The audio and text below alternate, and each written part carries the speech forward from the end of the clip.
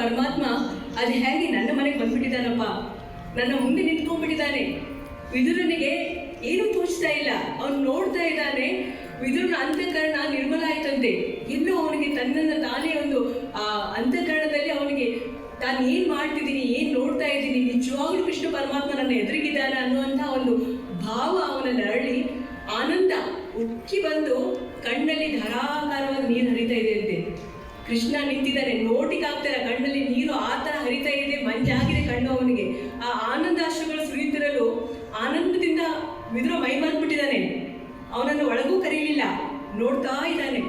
ಕೃಷ್ಣ ಹಾಗೆ ತಾನೆ, ಅವ್ನು ನೋಡ್ತಾ ಇದ್ರೆ ನೋಡ್ತಾನೆ ಇರ್ಬೇಕನ್ಸುತ್ತೆ. ಇವ್ನು ನೋಡ್ತಾ ಇದ್ದಾನೆ, ಭಕ್ತಿಯ ಪರವಶತೆಯಲ್ಲಿ ವಿದುರ ಮರ್ತೇ ಹೋಗಿದ್ದಾನೆ. ಅವನಲ್ಲಿ ಅದ್ವೈತ ಭಾವ, ಅಂದ್ರೆ ನಾನು ಕೃಷ್ಣ ಇಬ್ರು ಒಂದೇ. ಕೃಷ್ಣನಲ್ಲಿ ವಿದುರ ಲೀನನಾಗಿ ಹೋಗ್ಬಿಟ್ಟಿದ್ದಾನೆ.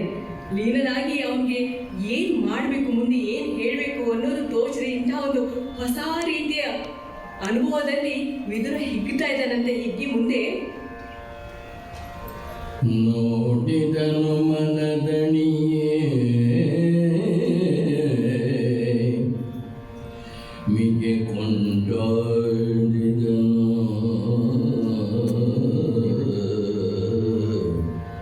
ನೋಡಿದನು ಮನದಣಿಯೇ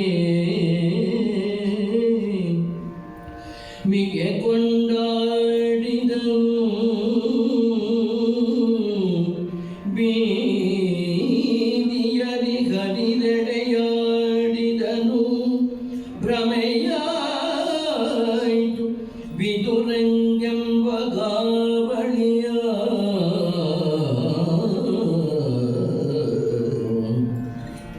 ಕುಂಟೆ ಕುಣಿದನು ಮನೆಯ ಮುಡಿಗೀಡಾಡಿದನು.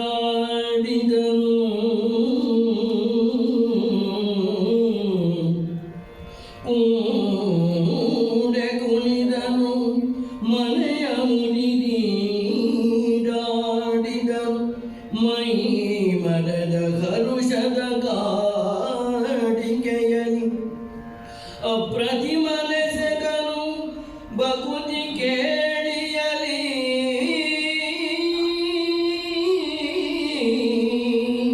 ಮೈ ಮರದ ಹರುಷದ ಗಾಡಿಗೆಯಲಿ ಅಪ್ರತಿಮನೆಸೆದನು ಬಕುತಿ ಕೇಳಿಯಲಿ.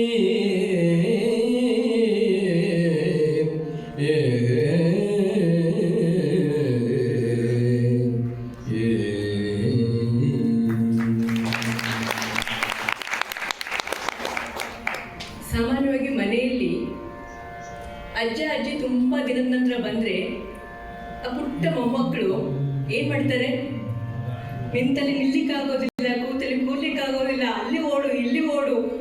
ಅದೊಂದು ಥರದ ಒಂದು ರೋಮಾಂಚನ ಆ ಮಕ್ಕಳಿಗೆ. ಅದೇ ಸ್ಥಿತಿ ವಿದುರಂದು. ವಿದುರ ಕಣ್ಣು ತುಂಬಿ ನೋಡ್ತಿದ್ದಾನೆ, ಕೃಷ್ಣನನ್ನು ನೋಡಿದಷ್ಟು ನೋಡ್ತಾ ಇದ್ದಾನೆ. ಅವನ ಮನಸ್ಸು ದಣಿವು ಆಗ್ತಾನೇ ಇಲ್ಲ, ಕೃಷ್ಣ ನೋಡ್ತಾನೇ ಇರ್ಬೇಕಂತ ಹರ್ಷ ಹೆಚ್ಚಿದೆ ಅವನಿಗೆ.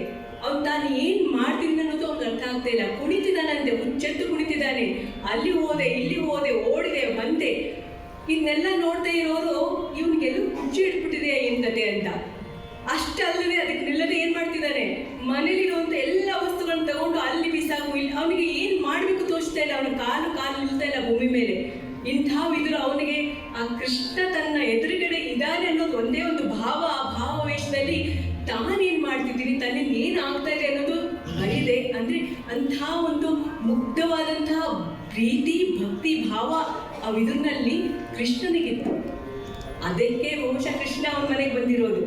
ಇದನ್ನೆಲ್ಲ ನೋಡಿದ ಪುರಜನರು ನೋಡಿ ನಗ್ತಿದ್ದಾನಂತೆ, ಈ ವಿದುರನಿಗೋ ಎಲ್ಲಿ ಹುಚ್ಚಿಡ್ಬಿಟ್ಟಿದೆ ಅಂತ.